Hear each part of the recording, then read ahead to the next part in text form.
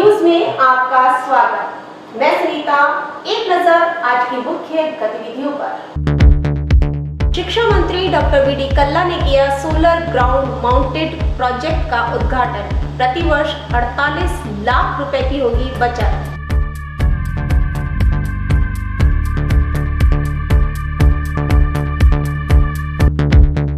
रहमतों और बरकतों का महीना रमजान का चांद नजर आने के साथ ही हुआ प्रारंभ।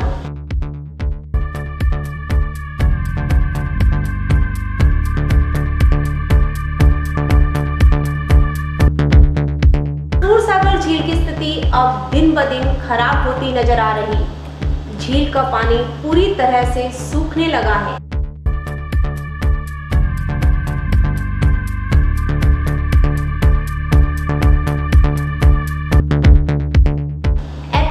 हॉस्पिटल बीकानेर का हुआ उद्घाटन। शिक्षा मंत्री डॉक्टर वी डी कल्ला ने किया उद्घाटन।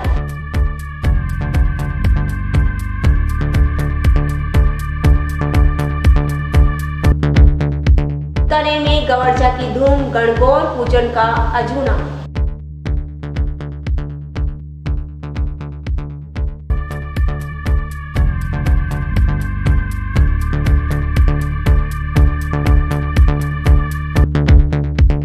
राजस्थान राज्य संयुक्त कर्मचारी महासंघ लोकतांत्रिक शाखा महिला एवं बाल विकास के सानिध्य में मानदेय को लेकर हुई बैठक।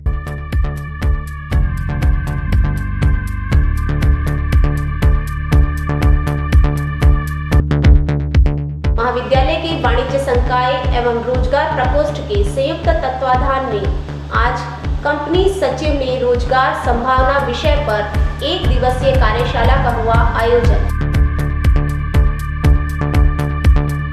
अब खबरें विस्तार से। शिक्षा मंत्री डॉक्टर वी डी कल्ला ने किया सोलर ग्राउंड माउंटेड प्रोजेक्ट का उद्घाटन। शिक्षा मंत्री डॉक्टर वी डी कल्ला ने रविवार को उत्तरी राजस्थान सहकारी दुग्ध उत्पादक संघ लिमिटेड उर्वर डेयरी में 500 किलोवाट के सोलर ग्राउंड माउंटेड प्रोजेक्ट का उद्घाटन किया। इस अवसर पर डॉक्टर कल्ला ने कहा कि राजस्थान में सोलर के माध्यम से 1,42,000 मेगावाट बिजली पैदा करने की क्षमता है। राज्य सरकार द्वारा इस दिशा में गंभीरता से कार्य किया जा रहा है और जल्दी ही प्रदेश में सौर ऊर्जा के माध्यम से 30,000 मेगावाट बिजली पैदा होने लगेगी। इससे बिजली के दामों में गिरावट आएगी और विद्युत का बेहतर प्रबंधन हो सकेगा। उन्होंने बीकानेर में पवन ऊर्जा के माध्यम से बिजली बनाने की संभावनाओं पर काम करने और सौर ऊर्जा संयंत्रों पर सोलर बैटरी के उपयोग का आह्वान भी किया।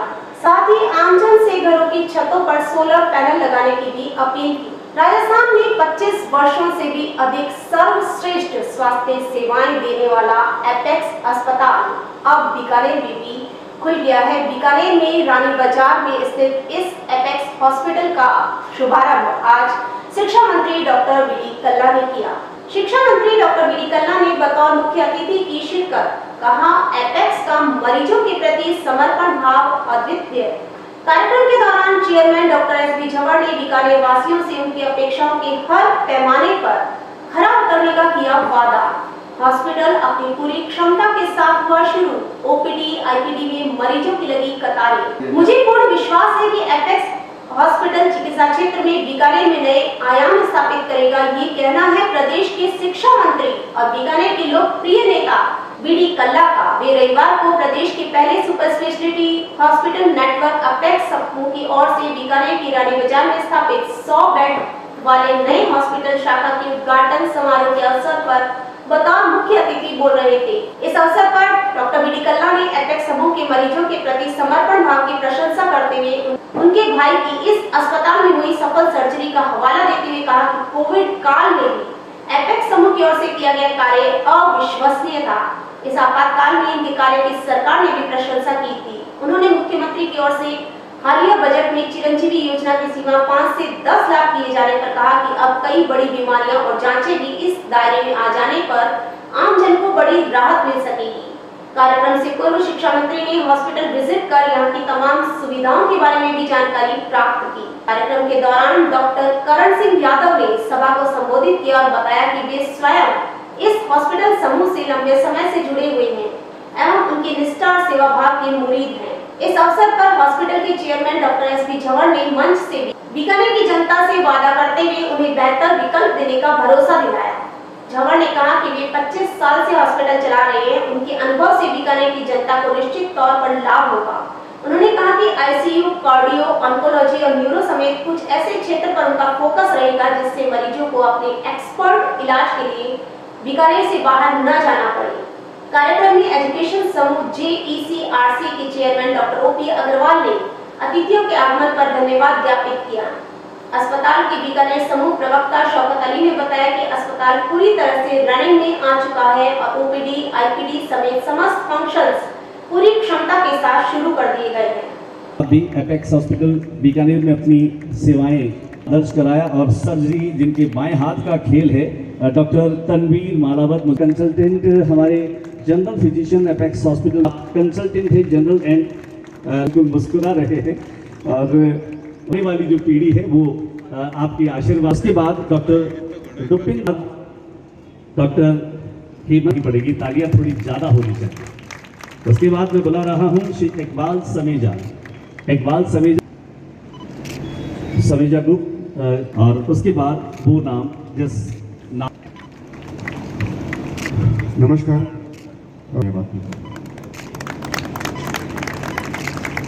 Been narrated by Dr. Jhanwar, the MOC and my brother Vipulji.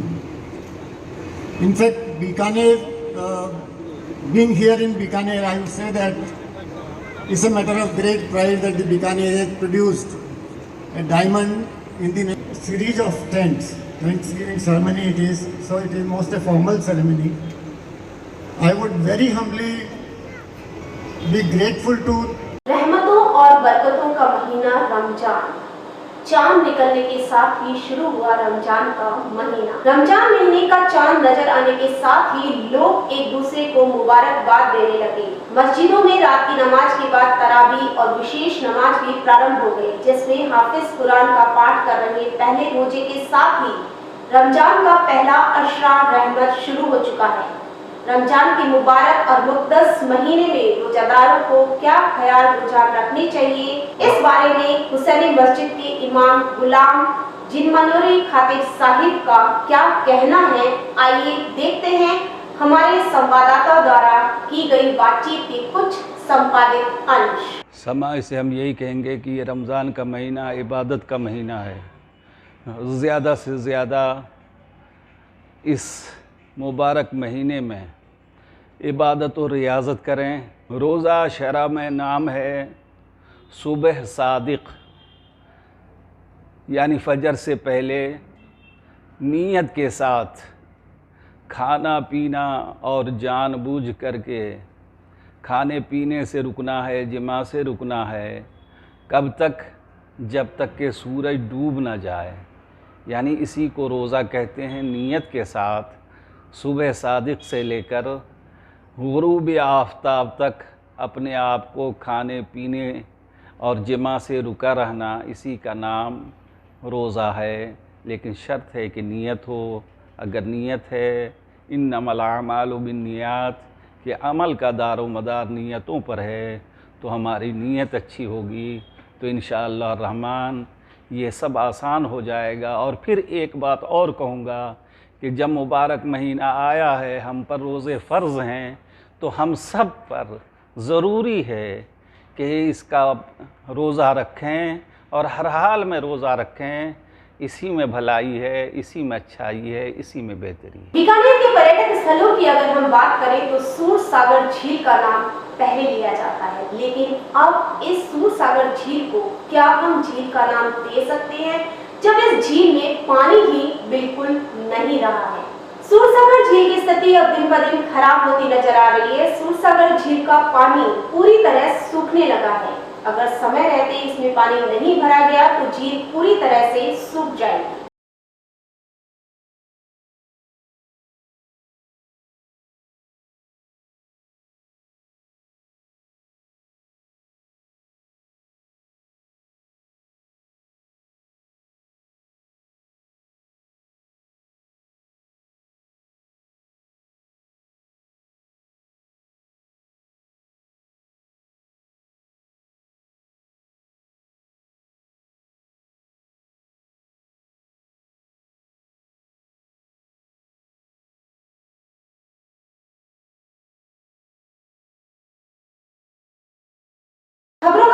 सिलसिला यूं ही जारी रहेगा। वक्त एक छोटे से ब्रेक का।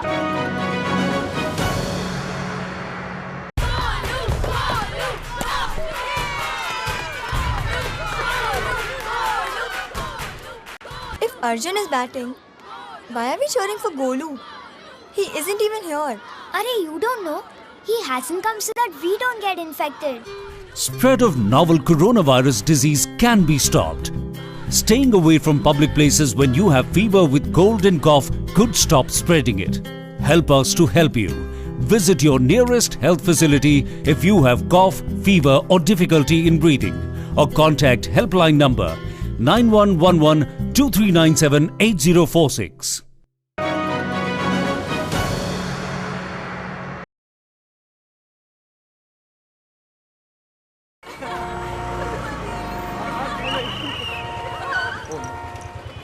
बैठिए मैडम बैठिए। अरे देखो इनको, इनकी नाक देखो, बिल्कुल अपने पिताजी से मिलती है। देखो इसकी आंखें देखो। पता है तेरे पिताजी ने हमें हंसाया है, रुलाया है, मनोरंजन दिया है। मतलब कौन सा गाना था? एक चतुर नार बड़ी होशियार है, क्या गाना था वो? ओए बिट्टू, तू यहाँ क्या कर रहा है? और ये दोनों लड़कियां कौन है? देखिए भाई साहब, आप कौन है? जी मैं इसका बाप हूँ। आप इसके बाप हैं? महमूद का बेटा नहीं है तू? अरे हास्य कलाकार महमूद, ये तेरे बाप का रोड नहीं है? जी नहीं। तो फिर बिना हेलमेट के दो लड़कियों को बिठा के व्रूम व्रूम करते शर्म नहीं आती तुम्हें? चालान तो कटेगा भैया तेरा। और अभी उतर के लेके जाओ। आपकी और सबकी सुरक्षा के लिए कृपया ट्रैफिक नियमों का पालन कीजिए, क्योंकि रोड किसी के बाप का नहीं है। शाबाश। सड़क सुरक्षा जीवन रक्षा।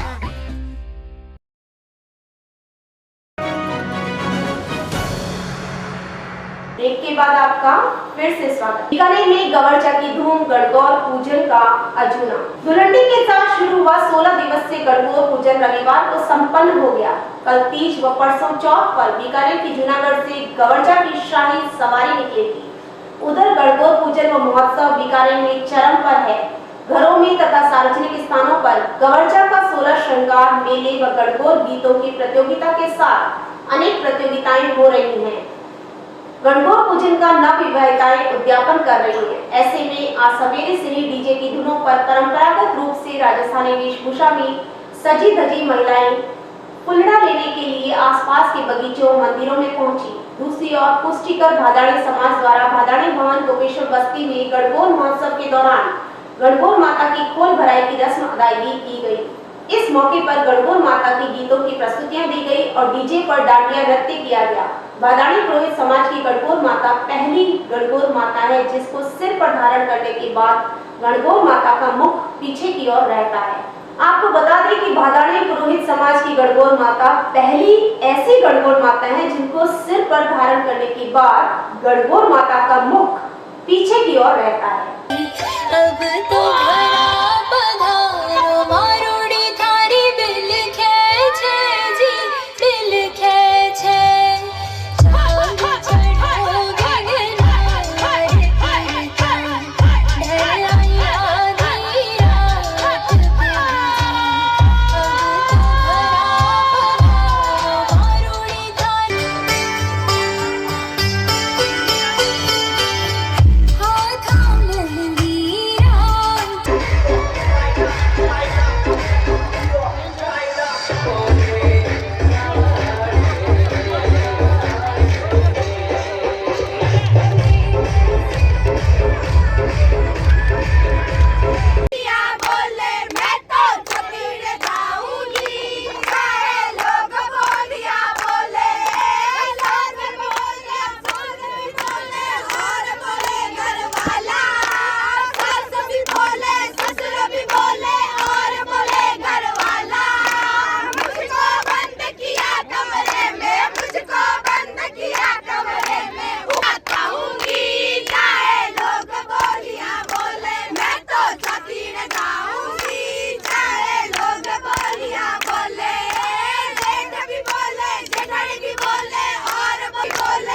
राजस्थान राज्य संयुक्त कर्मचारी महासंघ के सानिध्य में मानदेय को लेकर हुई बैठक। राजस्थान राज्य संयुक्त कर्मचारी महासंघ शाखा महिला एवं बाल विकास के सानिध्य में मानदेय की समस्या को लेकर बैठक हुई।